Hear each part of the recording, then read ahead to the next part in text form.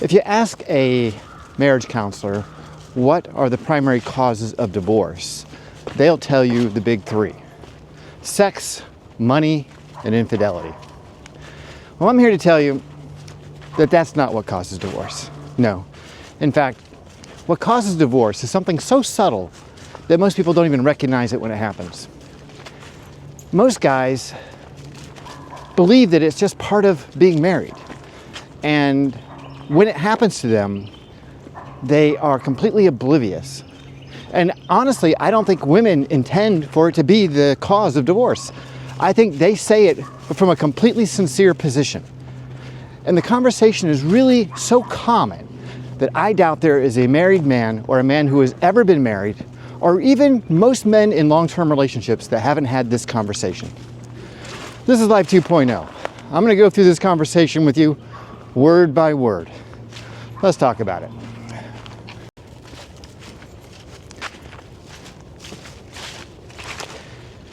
Now, I didn't come across this information all at once.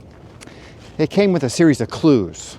And my first clue came in about 2012 or 2013. So I've been married for about 15 years at that point. And I was driving my daughter and her best friend to some event, a movie or a school game or whatever.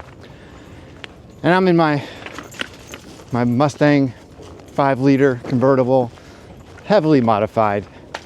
I don't think the ECU would have passed emissions back in the 1970s, but I digress. Music is up loud, but I can still hear the girls talking in the back seat. And I keep hearing this word over and over and over again, and it is foreign to me. I have no idea what they're talking about. The word was simp. And they're talking about some girl at school and her boyfriend and how he is a simp. Now, being a middle-aged dumb dad, it's my God-given right to ask stupid questions. And so I did. Honey, what are you talking about simp? What the hell's a simp? And of course, the eye roll, the giggle. Oh, Dad, a simp is when a guy does anything and everything for a girl who's just playing him. He thinks he's going to get something in return, and he's not.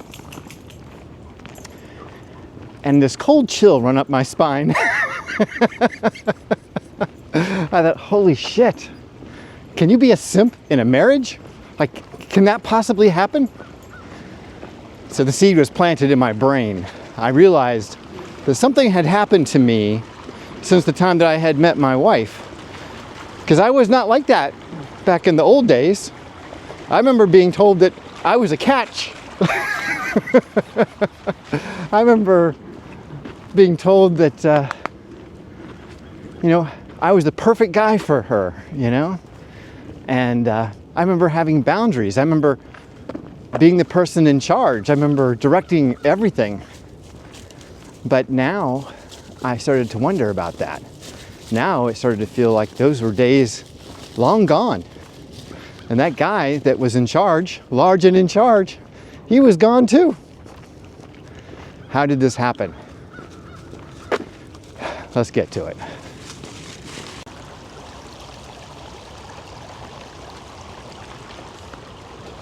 This conversation that I'm about to describe happens in every marriage.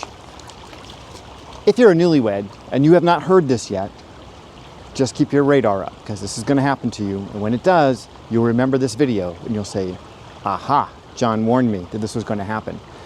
And it's so subtle and insidious, you just don't even think that it has any meaning. In fact, as a man, when you hear it, you're going to say, that's the dumbest thing I've ever heard coming out of a human being's mouth. But they're serious.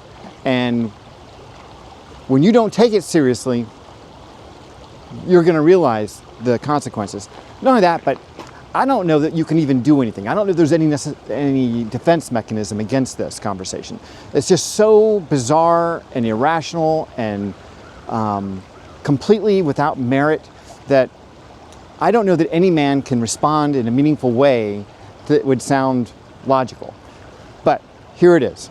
This is going to happen probably a few years into your marriage. I mean, the honeymoon phase is definitely over. You're definitely not knocking the headboard against the wall every night anymore.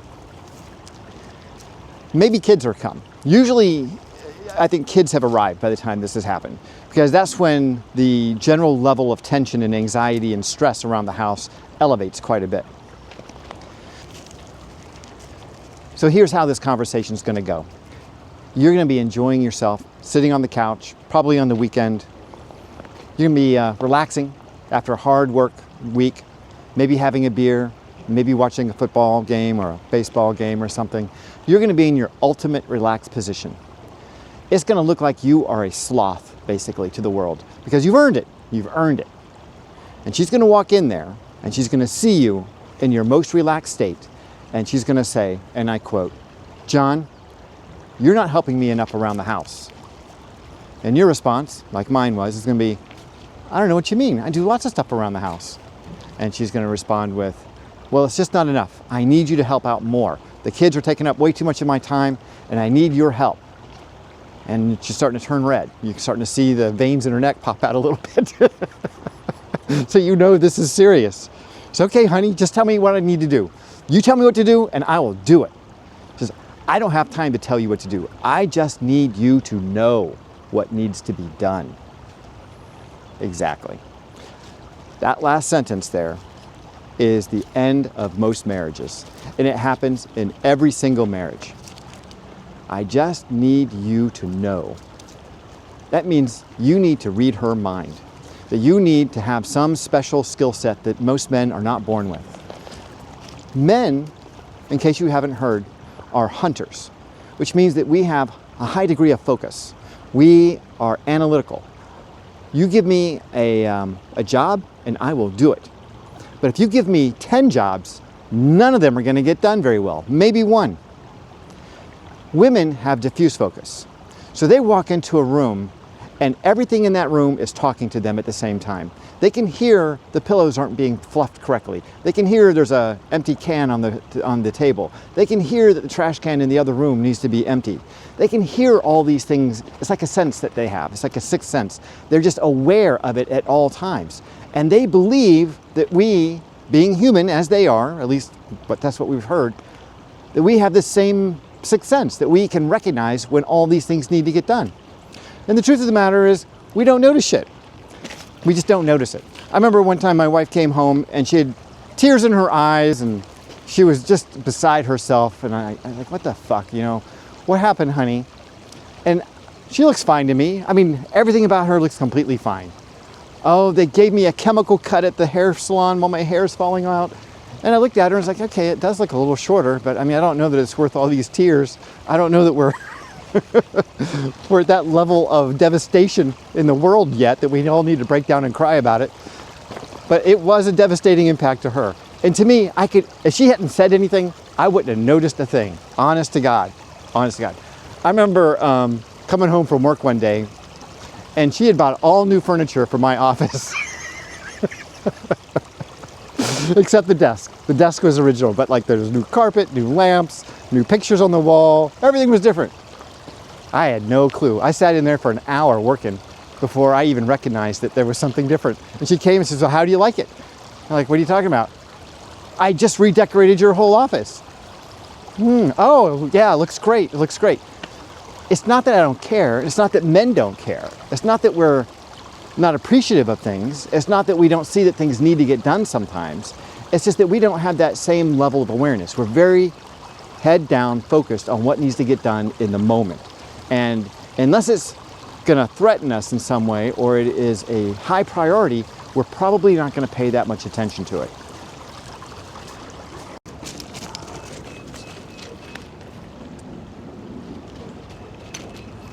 So I know a lot of you guys are thinking right now, John, I don't think that's going to ruin my marriage. That doesn't sound like that big a deal. We're talking about, emptying trash cans and, emptying dishwashers and wiping down countertops. I mean, really, what the hell are you talking about here? How does that result in a divorce? Oh, you're not seeing the bigger picture. So that conversation is just the seed that grows into the oak tree, okay? Because really what she's saying from that point forward is you must be able to read her mind. The expectation is now being set that you are aware of what her needs are before she tells you. Let me just give you an example of how this becomes problematic. What's really happened here is she's created an impossible standard, one that you can never live up to. So for example, her mother's birthday is coming up. I know all you guys have your mother-in-law's birthday on your calendar, so I'm sure this won't happen to most of you. But for me, I was blindsided completely. I had no idea what her birthday was, and quite frankly, I haven't been invited to them, so I didn't pay attention to it.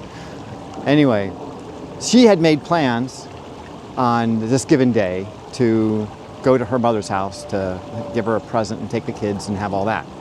Meanwhile, I had made plans with the family to go do something else. I think we were going to we had a camping trip or something like that planned. And she was upset with me for planning a family, outing on the same day that her mother's birthday was. Now, like I said, I had no clue it was her mother's birthday, but I should have known because she knew about it. Like, it was in her head, so it should have been in my head. She considered that a sign that I was inconsiderate and unaware and selfish. These are the words that were used. Now, I don't know that any of those things were true about that set of circumstances, since I was completely unaware that this woman's birthday was happening. Quite frankly, she didn't like going to her mother's house anyway, so the fact that she wanted to go was kind of an odd thing. Now, something else I didn't know was that she was sort of at odds with her mother recently over some other topic. Now, I remember a vague conversation about this issue, but I don't remember all the details, and I didn't know how deeply it had upset her. So there was a lot of backstory to this event that I was completely unaware of. Yet, because I was unaware of it, and I did something without that awareness, I was now responsible for the outcome. And I got a lot of silent treatment, a lot of upset, and a lot of anger, and it was just one of those completely avoidable events if there had just been some direct communication. The moment she thinks that you need to read her mind to understand what's going on inside her head is the moment when she no longer has the responsibility to communicate things to you directly. Let me just say that again. Once she tells you you need to read her mind and know what's going on in her head, she no longer has to communicate with you directly.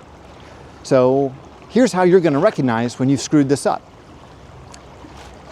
She's going to stop talking to you. You're going to get the silent treatment. And you're not even going to be sure at first that you're getting the silent treatment. You're going to be like, I don't think she's talking to me. Like, we just passed each other in the hall. There was no slap on the ass, no cute little smile, no conversation, no directions to do something. She just went one way and I went the other way. And based on the expression on her face, it was almost like a fuck you kind of look. You know what I mean? It was like that little subtle go fuck yourself kind of look. And you're like, I don't remember doing anything wrong. Like, I don't remember having a problem. I don't remember having an argument. Like, what's going on here? So you just go about your day and that silent treatment continues. And you can see, once again, those veins popping out in her neck as she's wiping down the countertops and you're having breakfast. And you can see that she's clearly upset. She doesn't even want to make eye contact with you. She's not even making eye contact, That's when you recognize, okay, something has completely gone off the rails here and I need to figure out what it is. And you're going to step right into it. You can say, honey, what's wrong? And she's going to tell you in no uncertain terms everything that you have done by not reading her mind to understand what was going on in her head that caused her to be so angry at you. And it's all your fault. There's no question about it. It's all your fault.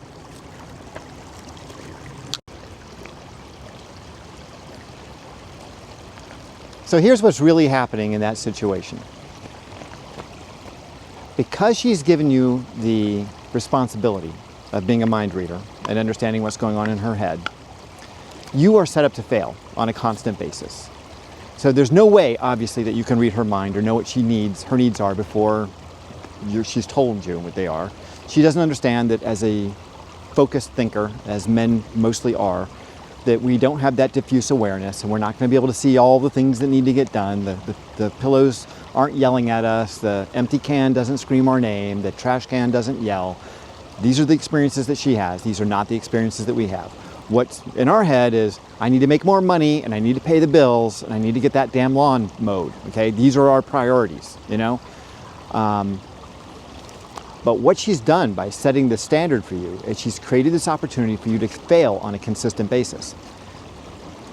Every time you fail, she's keeping score. She's recognizing that you didn't do what needed to be done. You did not meet her needs. You failed the expectation that she had for you as a partner and as a husband. A lot of those times, you're going to hear about it. It's going to come in the form of criticism and judgment. And criticism and judgment are basically a woman's way of emasculating a man, telling him that he's not good enough, telling him that he's not measuring up, telling him that she's dissatisfied with him as a man. That emasculation that results from that initial conversation, that is what kills marriages faster than anything, faster than infidelity, faster than not getting enough sex, faster than money problems. When she's constantly emasculating you, you are on the downhill slide into divorce hell. Because by the time the emasculation starts happening, certainly there's going to be a withdrawal of affection. Forget about hand holding and watching movies and cuddling on the couch. That shit's not happening anymore.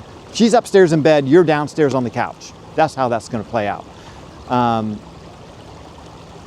By the time you get up there, after your movie's over, she's sound asleep. And even if she's not sound asleep, she's going to pretend that she is, because she does not want you to touch her anymore. She is out of that game.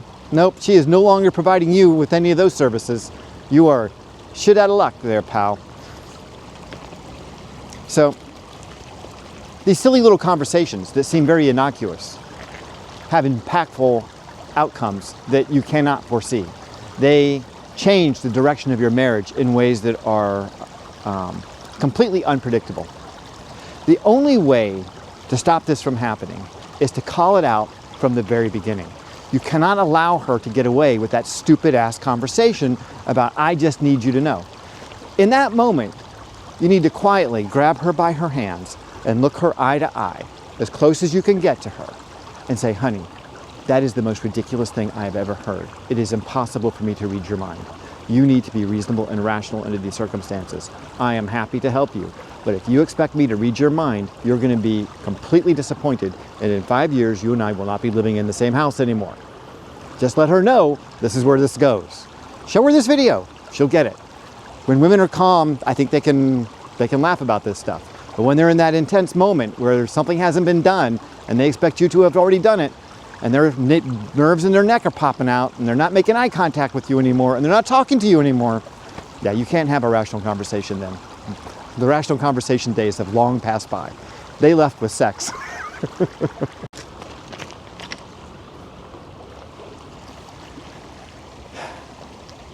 And it's about this moment when most men make the fatal error, because it is so natural and it seems like the right thing to do. It feels like we need to do something to heal this relationship. There she is, not talking, veins popping, no eye contact, no sex, no mind reading happening, trash is not getting out, everything is falling apart. The world is coming to an end. And so you're thinking, I know how to fix this. I will just be especially nice to her, you know? I am going to start buying her stuff, taking her to the places that she wants to go, and I'm going to start doing anything and everything that she needs me to do. I'm going to wake up every morning and say, honey, how can I help you today? What do you need from me today? You know, if she doesn't want me to go hang out with my friends, I'm going to say, fine, I'm not going to go hang out with my friends. If she doesn't want me to go to that football game on Sunday, that's fine. I'll just throw those tickets in the trash. I don't need them anyway. Who cares if they're $200 a piece? If she needs me to watch her romantic comedies instead of the movies that I want to watch, fine, I will do that. I'll do everything that I must do because I am an all-in guy to make sure this marriage doesn't fail. I am all in. I'm going to give it everything I've got. Yeah, now you're a simp. Congratulations. And you think that by being this great guy, being super, super nice, that she's going to re-fall in love with you. And nothing could be further from the truth. Because what you don't realize is that by this point, she's already pissed off at you. She's already lost respect for you. And now you're just giving her more reason to lose more respect for you. There is no value in simping at this point. In fact, quite honestly, the sooner that you grow a backbone and you have hard conversations with her, the sooner you're going to resolve this thing. Even if it means that you have got to give her that sense, that threat of, look, if we can't work this out, then we need to split. Like, you just need to come to that as quickly as possible. The sooner you do that, the first person who brings that up, the first person who goes there is the person who has all the leverage. And if you're the guy who says, look, if we can't work this out, then we need to really reconsider this marriage. Now, she may blow up and walk out the door, she may cry and scream, whatever. You may need to get out for a walk. You may need to do that.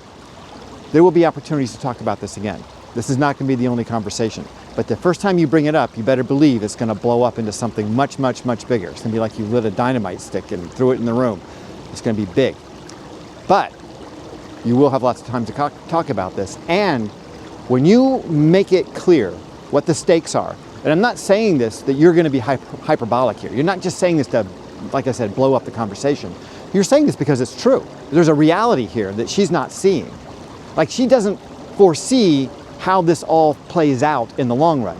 And if you don't bring it up and make it clear that this is a threat to your relationship, she will not understand it. And as soon as you do, it's gonna blow up her world, because she's pissed off about you not cleaning up. She's pissed off about you not reading her mind, no question about it. But she's not so pissed off that she's ready to divorce you, at least not yet.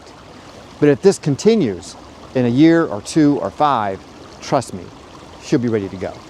So you need to be the one who lays out the stakes early on and let her know that these kinds of conversations and this kind of communication needs to happen out loud. It can't be a mind-reading situation.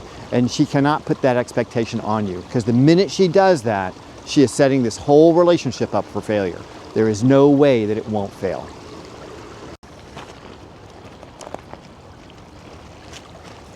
All relationships are hard. There's no question about it. And I know everyone says, oh, communication, communication, communication. And that is absolutely true.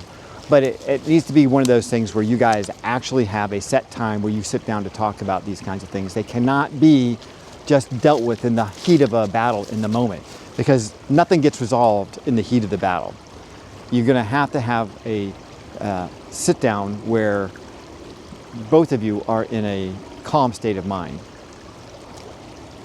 If you take the simping path, let me go back here for a second.